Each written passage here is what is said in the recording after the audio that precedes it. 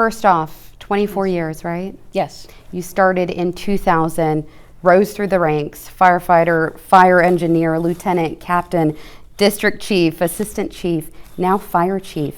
Has it sunk in yet? No, it has not. It's only been day 6, so slowly but surely it's starting to set in, and the more and more I talk to the guys and girls out in the field, is that's helping that along, I think. Oh yeah, a lot of excitement, not just for the role, but being a role model Yes. for other women here in our community, being the first for the city of San Antonio. What does that mean to you? It means the world to me, especially because I grew up in San Antonio, and I joined this department back in 2000. I was at such a young age, and I just can't believe that I rose through the ranks. And it's just, this department is something that I'm very proud to be a part of. So being the leader is, I'm super excited, and this is really an opportunity to make a great department even better. Talk a little bit about your background, where you grew up, like what part of town, and just kind of family background, anything like that. Let's see. I grew up on the northwest side of San Antonio, and I went to Incarnate Word High School.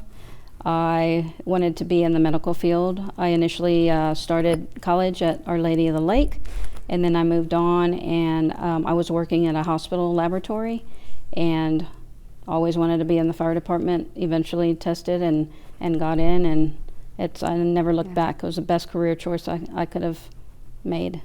Is your all your family here? They still? are, yes. I have, my mom and dad live here in San Antonio, and I have 2 sisters that live here as well. And my wife is very supportive. She's a pharmacist, and I also have a Labrador that is like a child to me. Yes. You know, you look at a lot of different professions, and still to this day, when it's like more manual and harder work, you know, it is a man that is there. What made you decide to go for this career, down this path?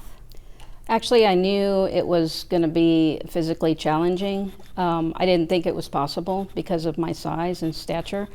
But I only gave it a try because I actually saw a woman in uniform at the mall, and that's what made me really know that it was a true possibility, and that I could go after my dream, and I did it. So you're right, it's nothing but men, and sometimes it can be a little intimidating, but it's also all about teamwork, so that certainly helps. Never do anything alone. Yes. Yeah. For the San Antonio Fire Department, how many women are part of the team?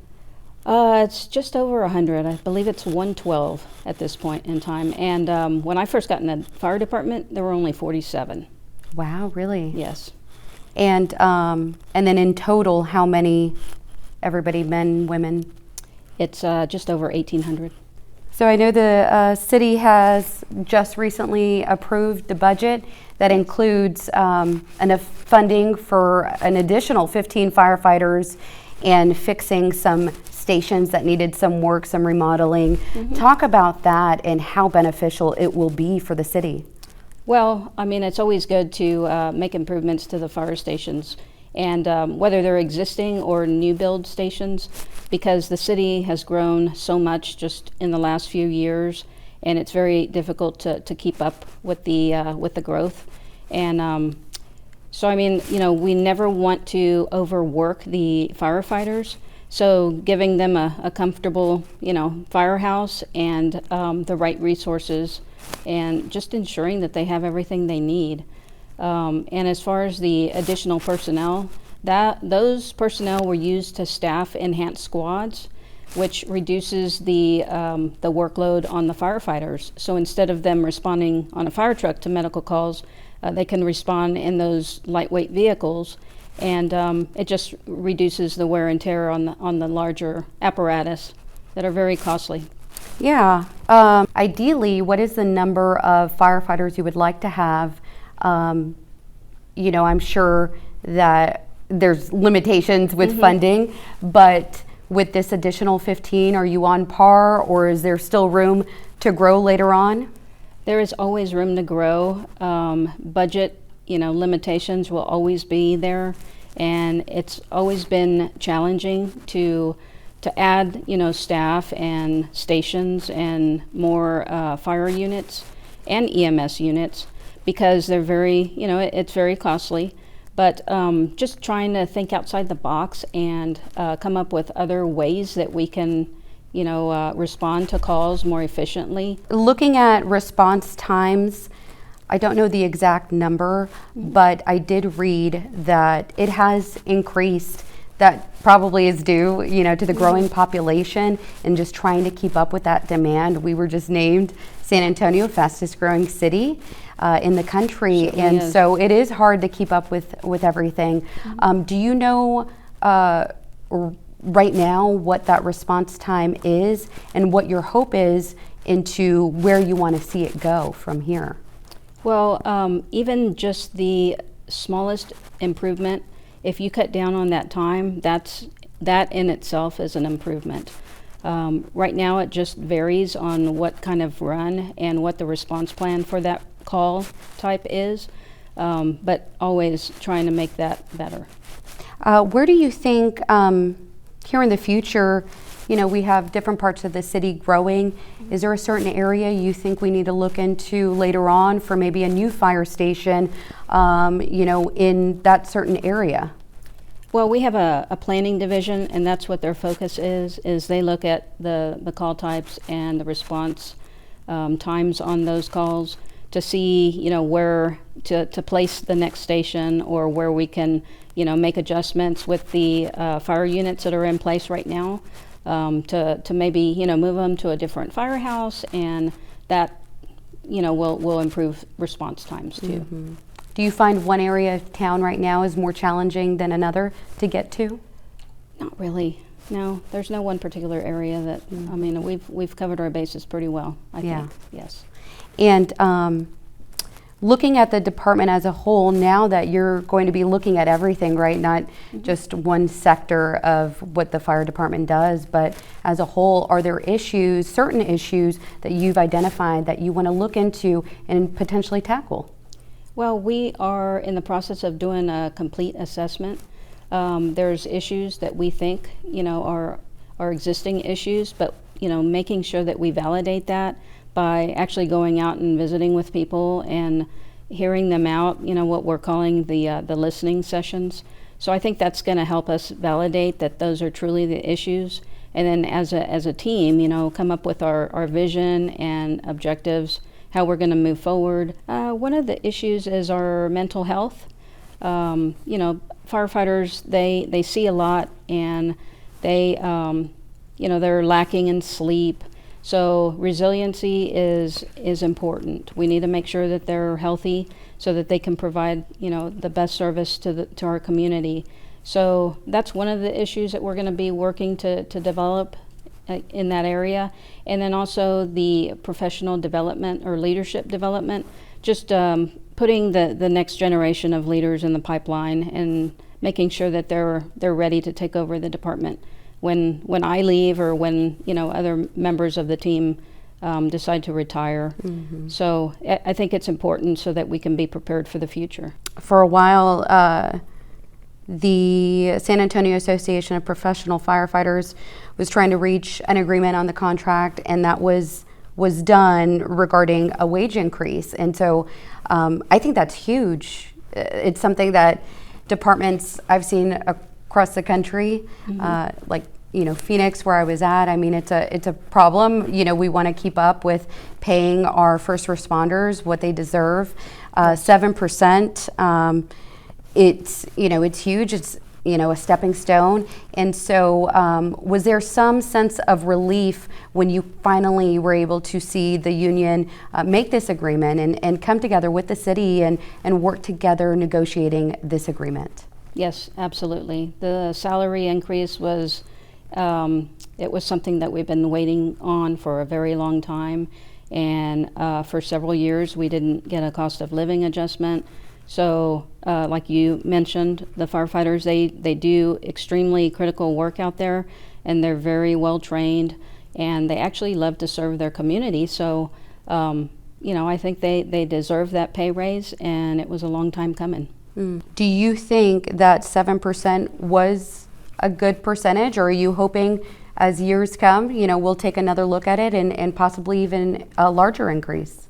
Well, overall, the management was, the membership was very happy with that raise. And, in the future, we don't want to ask for too much, but we also don't want to do without because it's, like I said, it's very important work and it's very dangerous. So that's something that we will continue to just assess as time goes on. I know for police departments, for the last couple of years, it has been hard for them to recruit and keep people just because of the times and different things that have gone on. Has that been the same for the fire department, looking at new ways to recruit people, or have you guys kind of stayed steady with recruitment and people applying? We have maintained the same level of individuals that are interested in this career path. And I think a lot of that is due to the work that the recruiters are doing.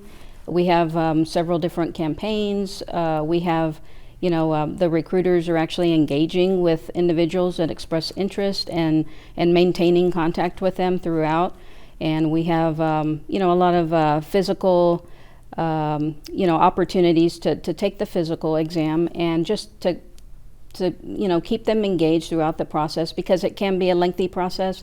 Sometimes up to a year, but I think all those efforts are helping in the background, and we're never lacking for people that want to be firefighters. Mm-hmm. Yeah. How old were you when you came in, when you started? Gosh, I was 25 when I signed up for the test, and I think I turned 27 just before the academy. That's incredible. Yeah. So 24 years, and you've held a lot of different positions. Yes. A lot of achievements during that time. Looking back, what are you most proud of? Gosh, I was most proud on day one of the academy because I could not believe that I made it in there. It's a job that a lot of people, they dream about being a firefighter, and there were a lot of people in line that day that I signed up and took that test. So that was one of my proudest moments. And then obviously, being named the next fire chief was right up there along with that one. It's something that I've worked very hard. I never thought it was possible, but I'm very excited about the changes that we're in store for, and I want to be a role model in our community. Yeah, I think that's beautiful. You being from San Antonio, and like we were talking about, serving the community you grew up with. Right. Grew up in, and being able to work with those people that maybe are neighbors or friends that you see on a daily basis. For other young women that are just starting to look into what they want to do with their lives and are looking into this field, this profession, what would you say to encourage them? Because it is still a career where there's not as many women, but looking at you and what you've accomplished throughout your time here gives hope to others. Yeah, and I would really say follow your dreams. Don't let anybody tell you that you're not ready or you're not capable. Just, believe in yourself and don't let anybody tell you otherwise. And there's a lot of women in our fire department that, need to promote. We need more women leaders.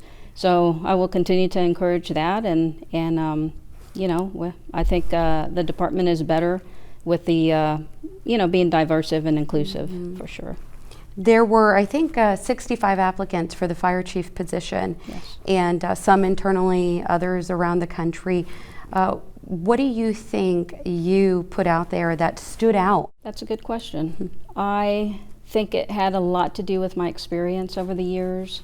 I spent a good amount of time in operations. I spent 15 years in the field, and I served in EMS as well. But even after 15 years, I actually went to be in charge of the communications division. And once I made that transition over to the administrative side, I served in various areas, and I think that experience that I gained in every one of those positions helped me see the bigger picture. And eventually, I was the interim Deputy Chief of Administrative Services, and that allowed me to to get engaged with, the other aspect of the department, such as the budget and the discipline and personnel services side. So I think that's what set me apart from the others. And also the fact that I'm in San Antonio. I was born and raised here, and it's a department that I'm very, very proud of. I think that's wonderful. Looking at what you hope to accomplish, I'm sure you have this position and you'll retire whenever you feel time is ready, but I'm sure you want to stay here until that time. Yes. And could be, many, many years to come. Mm-hmm. What are some of your hopes for the future of the department? Well, the vision isn't going to change much because we are operating, in a very efficient and effective way. I think we are always prepared and looking at new ways, to just ways that we can improve the service that we provide. And we're always thinking outside the box. So I think just, continuing to be one of the leaders in this industry and making sure that we stay on top of, the whatever emergencies are anticipated in the future, and how we can become better as a department. I know that I have helped, countless lives. I've made life or death decisions, and I've, seen people in their darkest moments. So knowing that I am there and trained to help them and have the ability to help them is something that, will never get old. I'm sure you've come across the worst of the worst situations, or situations that were terrible but then ended up in a beautiful way because you saved lives and all of that. Is there one moment in your career that really stands out, that really moved you, or you felt like, wow, this is why I do my job? Well, the ones that stand out the most are the firefighter fatalities that we've endured over the years. Those are very hard to deal with, and they hit home. So I think doing everything in my power to prevent that from happening is what I'm going to have to focus on. Yeah, that's huge. Yes. Do you know how many over the past couple years? There's been 3 just recently, yes. These next questions I just wanted to touch on briefly. Obviously there was some pushback or some, intimidation of when you wanted to apply, and others too, when it came to the former president of the Professional Firefighters Association, receiving intimidating messages, trying to deter you from applying for this position.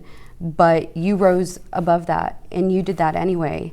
There's a lot of people that would have stood down and felt, maybe I can't do this position. But you went above that, and you're here right now. What went through your mind during that time, and how were you able to overcome those messages of intimidation? At the time, it was something that was very difficult to understand. I didn't really know where it was coming from, but I didn't give it too much thought. I wasn't going to let it, derail me. So I just put it behind me, and I need to just focus on the future. Yeah. Yeah. And then I know, with the former chief leaving the way that he did, and, there being some comments disrespectful toward women that many people saw in that way, how do you hope the vision is for the future so that there aren't other incidents in that way that maybe women see and think, okay, that's not the career for me. Maybe I won't be greeted with open arms. How do we kind of move past these situations? Well, fortunately, I've been welcomed with open arms. And being a woman in this position, I think is going to, make a huge difference. I feel that I'm very well respected by those in the field and, support positions. So I don't think that's going to be an issue. And if so, it's just going to be something that we're not going to tolerate. We need to value each employee and continue to be inclusive in every way that we can. And I think it's, important to point out that these might be two instances, that have popped up, but overall, I'm sure, like you're saying, you have been welcomed with open arms. So talk about that, the support that you have been receiving from others about you applying for this position and achieving and accomplishing that and being able to be here today speaking with me as the fire chief. It feels really good, especially because I know I'm homegrown, so to speak. So it sets an example. I always like to lead by example. So knowing that it's possible to rise up the ranks and become the fire chief I feel like it's a huge accomplishment. So I am extremely happy, and I will encourage everybody to promote, because sometimes you get complacent in certain positions or you get discouraged, and it's something that we need to, empower people to have a place in our organization, no matter what that is, and just encourage them to be their absolute best. Mm-hmm.